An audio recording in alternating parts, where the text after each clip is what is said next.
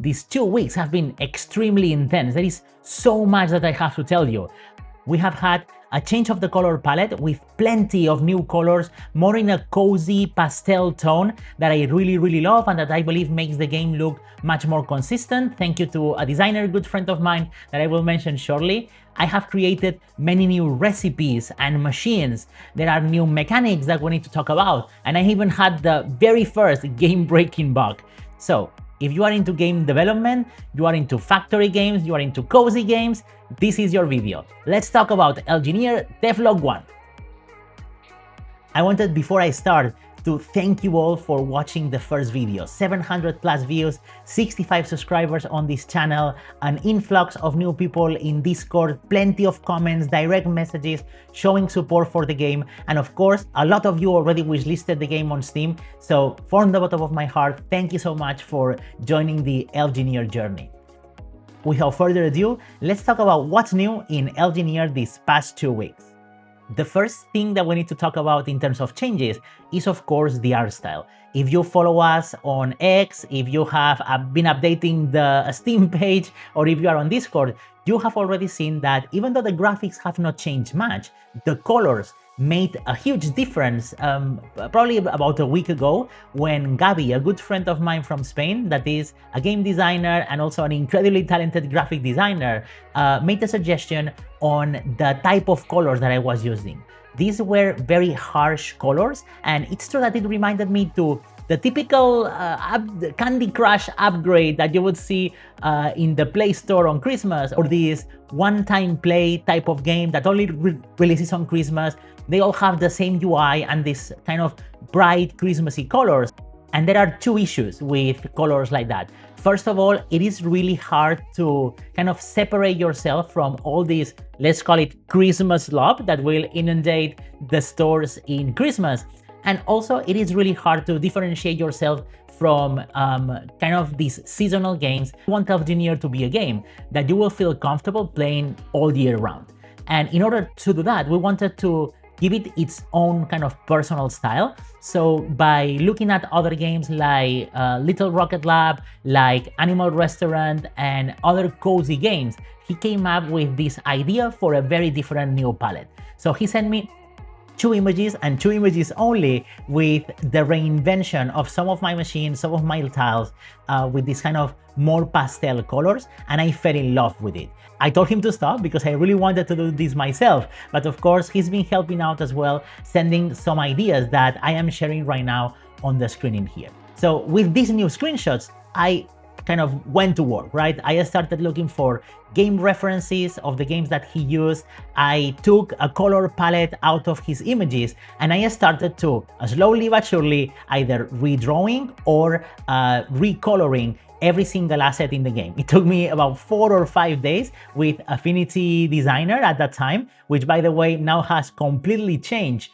If you saw my YouTube video regarding Adobe, now I was suggesting in that video using Affinity Designer as an alternative, as a very cheap alternative. Now it's a free alternative because they went fully free with a very different business model. So I'm super happy of my choice because now I have been able to upgrade myself to the new Affinity suite, which is one software that has vector, pixel, and publishing. And I've been having a blast upgrading my graphics using that, and thanks to the inspiration of Gabi. Gabi deserves all the credit for coming up with this palette and making recommendations very important, like the consistency in the colors, the consistency in the rims and the borders of every single tile, and he has made a massive difference. So let's make sure that we support Gabi. Gabi, as I mentioned, is a graphic designer and a game designer himself. He has this wonderful game in the Switch store where you can play soccer with caps, and another one that he released for Game Boy, which he's about to publish with a publisher in Spain, which is called Tales of Formentera. And I recommend that you check both of them. And please, if you are not following him yet on Instagram, make sure to follow him. Gabi, from the bottom of my heart, thank you so much for this new palette, for this new inspiration, and for making me fall in love with the art that I was making with just a few changes. Next change we need to discuss is the candy cane arms, both the short version and the long version. arms in factory games are extremely important. They basically allow you to take items from one conveyor belt and place them somewhere else.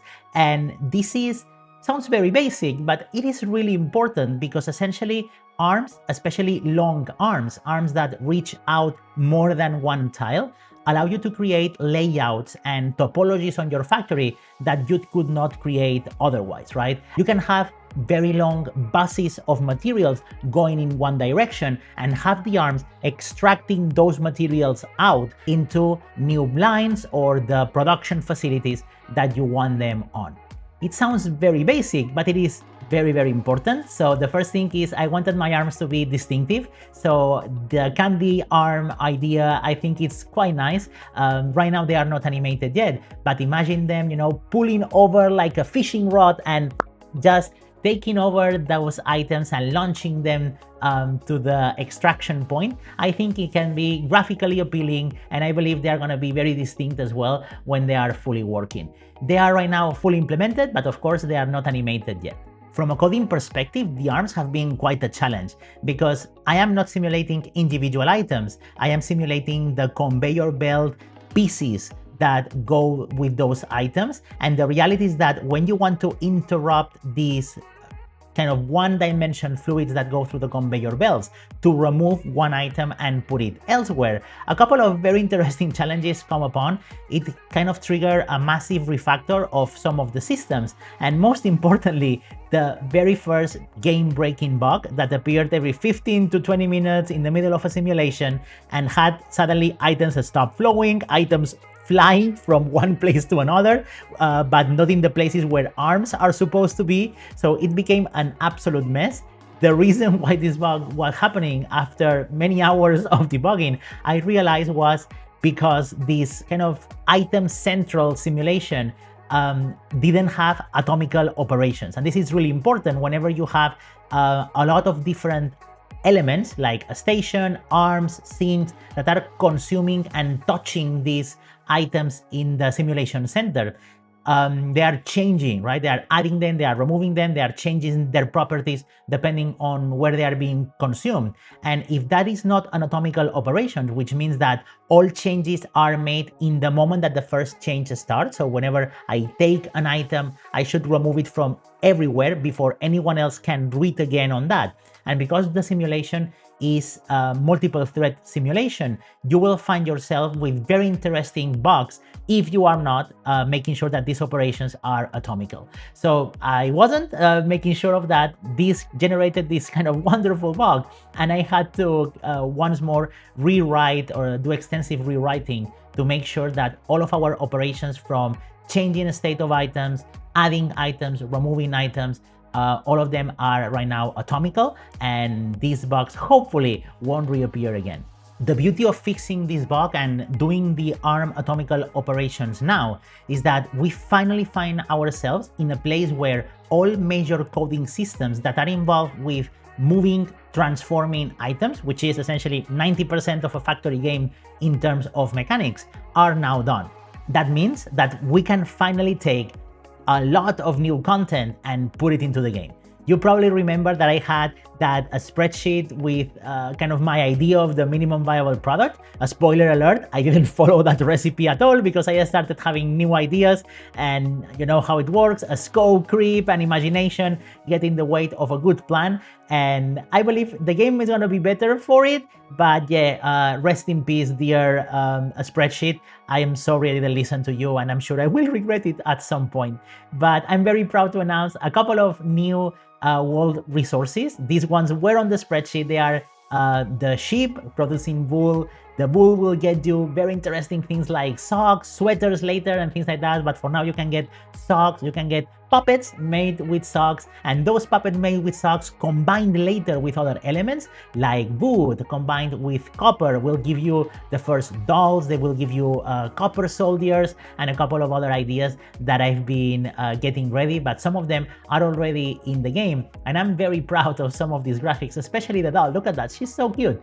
There are more world resources than that. We also have the stars, the fallen stars, that you can cut the tail of the star and get stars. You can smash with the hammer, a spoiler alert, new machine here, and get And you can get glitter by hammering the stars with this new machine. So plenty, as you can see, of both new world resources and elements. In order to process some of these, we needed new machines. You have, of course, the hammer, as I just showed. You have the sewing machine, which allows you to do all textile products that come to the imagination. Hopefully, many more to come as well.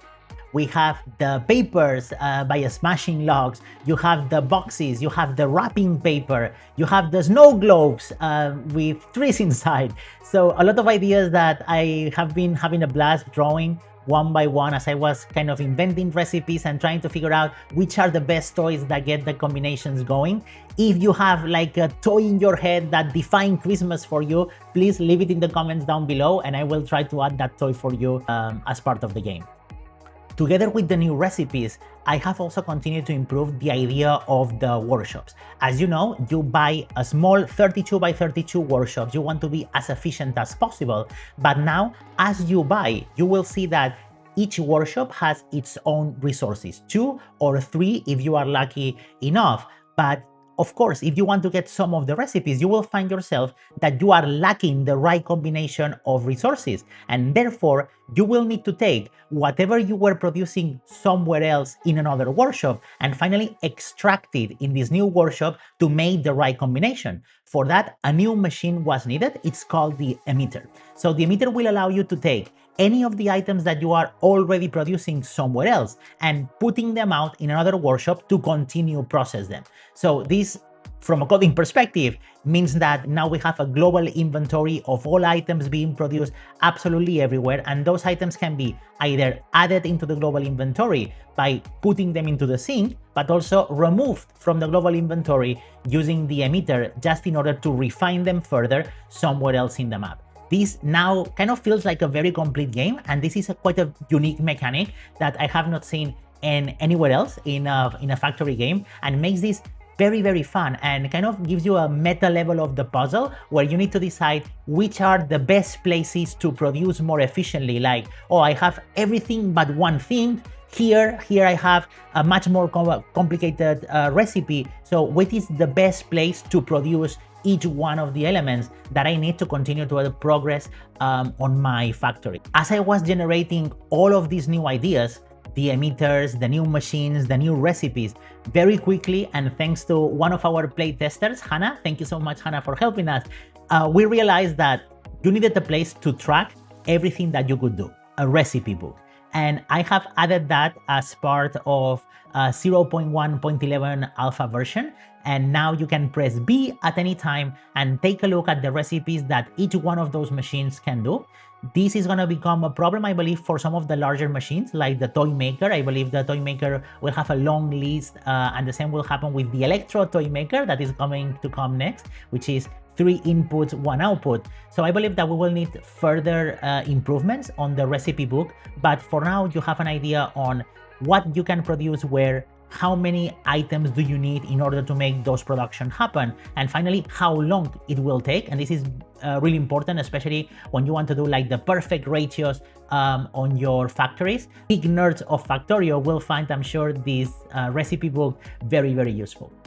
The last thing I was able to cramp inside these 2 weeks of development was the tech tree. The tech tree, of course, will be a Christmas tree, 3 Christmas trees actually, one for machines and improvements on the machines, another one for recipes or groups of recipes, and finally a 3rd tree that will be dedicated to general upgrades like speeds of the conveyor belts, reducing time, improving quality of the items, and things like that, that honestly I haven't fully thought. But basically you will have these 3 trees with a total of 15 upgrades per tree, so 45, and then the ultimate machine, the ultimate recipe, and the ultimate upgrade will be stars on top of the tree for a total of 48 different upgrades that I'm working right now to fill upon.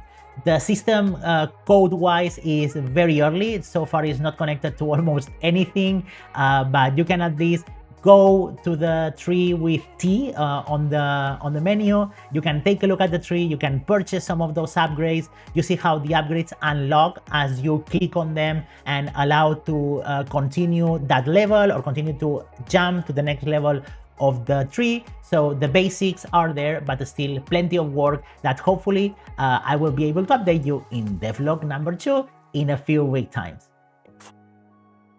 Those were 2 intense weeks for sure. It's been an absolute blast once again, putting 12 to 14-hour days trying to make Elfgineer happen in time for Christmas. It's been 6 weeks so far, and I am excited to continue at this pace, especially if you guys join me in the adventure. Thank you so much for watching these videos. Thank you so much for joining Discord, for wishlisting on Steam. And what I promised is still absolutely there. Join our Discourse because in a few days times, I have finally approved in Steam to start a playtest. So 12 to 15 of you will be selected in different platforms to start playing the alpha version of Elfgineer and be a part of the game. Everyone that participates in the playtest will have at least one toy that they had for Christmas that changed their lives included in the game. And of course, I will include all of my playtester in the credits because you are going to be a part of this journey. Next for Elfgineer is a lot of content. I have as well the Electro toy maker with 3 inputs and 1 output coming up very quickly.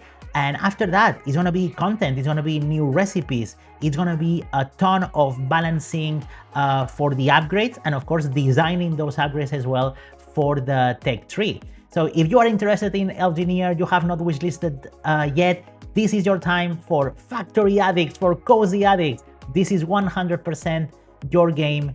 Thank you so much for watching, and I will be back soon. In the meantime, mishap managed.